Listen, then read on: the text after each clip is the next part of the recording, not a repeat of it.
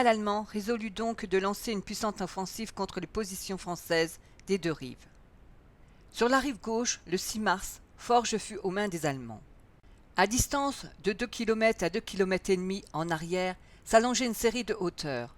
La côte 304, le Mort-Homme constituant la côte 295 et 265, le bois des Corbeaux, le bois de Cumières et côte de Loie.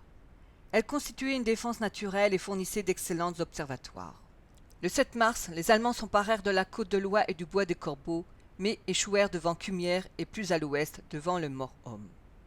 Cumières resta aux mains des Français.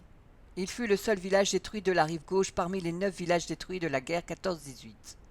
Au milieu du village détruit se trouve le monument élevé en souvenir des enfants morts pour la France.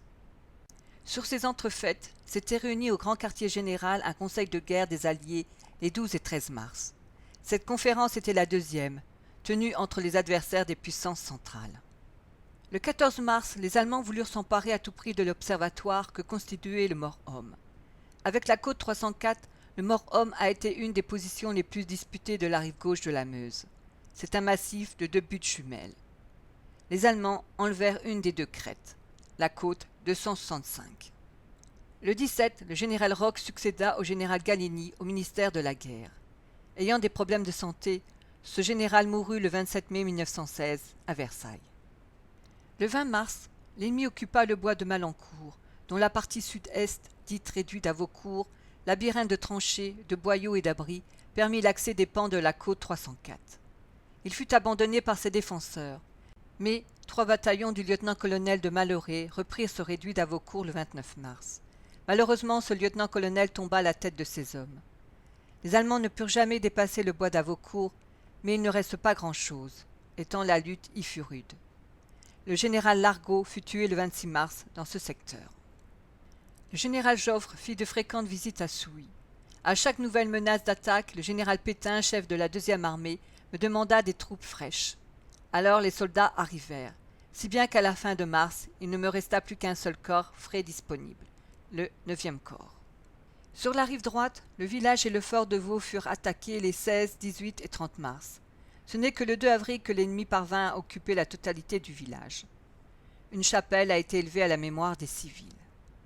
En arrivant à la chapelle de Vaux, un peu plus loin, se trouve le monument aux morts, grand obélisque que surmonte le coq gaulois.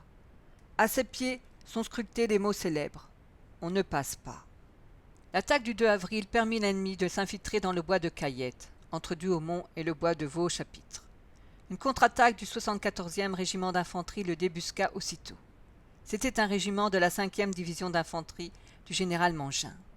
Il n'a pas encore 50 ans, qu'il fut nommé général après la brillante et dure campagne menée au Maroc en 1913. D'une vieille famille lorraine, c'est un homme passionné, énergique. Il sait ce qu'il veut et où il va. Le Mort-Homme n'était donc plus aux Français. Les Allemands avaient pris pied sur la côte 265, mais une magnifique contre-attaque du 8e bataillon de chasseurs à pied, c'est le bataillon de Sidi Ibrahim, les délogea. Dans la journée du 11 avril, cette division succomba définitivement, tous ses hommes tués ou blessés, soit par des bombardements, soit par des attaques. L'exploitation de la voie ferrée du Meusien se développa, et, dès la fin de mars, chaque jour, 31 trains furent mis en circulation. La 22e compagnie du 251e reçut l'ordre de reprendre cette position. Au 1er mai, le front du 9 avril fut rétabli entre la côte 295 et la Meuse. La terre de Verdun devenait un champ de mort effroyable, où les 2 armées s'écrasaient sur place. Et il devait en être ainsi 8 mois encore. Le général Pétain avait lancé un ordre du jour demeuré à jamais célèbre. Le 9 avril est une journée glorieuse pour nos armes. Les assauts furieux des soldats du Comprenz ont été partout brisés.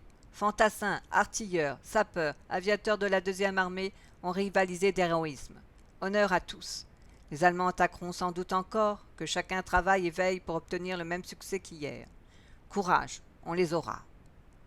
Le ciel appartenait aux Allemands. Alors le général Joffre fit appel au chef d'escadron du commandant Tricorneau de Rose de la 5e armée pour établir les situations aériennes à Verdun. Il rameuta 8 escadrilles et les envoya dans ce secteur. Ses ordres furent aussi brefs qu'éloquents. « Balayez-moi le ciel ». Tous les premiers as de l'époque contre-attaquèrent. Citons Jean Navarre, âgé de 21 ans. On le surnomma Navarre, la sentinelle de Verdun. et Charles Guynemer. On le reconnaissait en vol par ses avions peints en jaune et baptisés Vieux Charles. L'aviateur René Doumer remporta 7 victoires reconnues au combat aérien. Il meurt en 1917. Il fut l'un des 5 fils du président Doumer, mort pour la France. En juillet 1916, alors débute la bataille de la Somme, le ciel de Verdun appartient aux Français. Les exigences du général Pétain agacèrent le grand quartier général. C'est pourquoi le général Joffre lui confia le 1er mai le commandement du groupe d'armées du centre, où il releva le général de l'Angle de Carie. Celui-ci venait d'avoir 67 ans. Le général Nivelle remplaça donc le général Pétain à la tête de la deuxième armée. Celui-ci s'était fait connaître comme un grand artilleur au cours de la bataille de la Marne. À cette date, la deuxième armée fut répartie en 7 corps d'armée. Le 7e corps du général Basler, situé dans le bois d'Avocourt. Le 9e corps du général Curé, situé sur la côte 304. Le 32e corps du général Berthelot, situé au Mordaume. Le 12e corps du général Descoings, situé sur la ligne Mar-Charny-Thiaumont. Le 3e corps du général Lebrun, remplaçant du général Nivelle, situé sur la ligne Thiaumont-Aix. Le 4e corps du général Barré, situé sur la ligne Aix-Audiomont. Et le 2e corps du général Duchesne, situé sur la ligne Audiomont-les-Paroches-La Meuse. Sur la rive gauche, les bombardements allemands furent intenses au moment des derniers efforts pour conquérir la côte 304 du 4 au 7 mai et le Mort-Homme du 20 au 29 mai. La côte 304 ne sera reconquise que le 24 août 1917. Un beau monument rappelle ce que coûta cette bataille, une haute pyramide en pierre de taille, sur laquelle furent gravées les unités combattantes. Le général Joffre félicita le général Basler, l'intrépide défenseur de la côte 304, et ses hommes du 7e corps. Par contre, le Mort-Homme fut repris quelques jours avant, le 20 août 1917. Avant son sommet fut érigé un monument à la gloire de la 40e division. Et, sur la crête, un monument dit du squelette de la 69e division. Fut inscrit « Ils n'ont pas passé ». Le général Berthelot, défenseur du Mort-Homme, reçut la cravate par le général Joffre. Le 20 mai 1916, le village d'Avocourt ne fut jamais pris par l'ennemi, mais fut entièrement rasé. Après la guerre, il fut reconstruit autour d'un seul vestige encore debout, une ancienne fontaine et sa croix de fer forgé, où venaient se ravitailler les combattants. Aujourd'hui, cette croix surmonte le monument aux morts. Dans l'église, les vitraux sont inspirés de la guerre.